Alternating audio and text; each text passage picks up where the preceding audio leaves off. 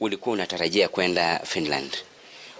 Ulikuwa umemaliza chuo kikuu Kabarak. Nini kilikuwa kinakupeleka? Nilikuwa nimeenda, was trying to search for a better life, opportunities that are found there and may not be found here. Yes. And what is it that they told you people so that you went home, sold your land to come and pay? We were told that, number one, it would be easier for us to go to Canada and Finland if we used the county. We would not be asked for bank statements.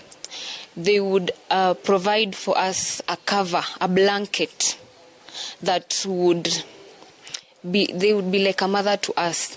So that is why we trusted the government, the county government of Uasin Gishu, and hurried. In fact, they told us, hurry up, we are giving you 2 weeks, go and organize your affairs, your financial affairs, and bring us the money. So that is what they told us, and we trusted them, and we gave them our money. But then when it reached time for accountability, they decided that they are now not going to be involved with this program.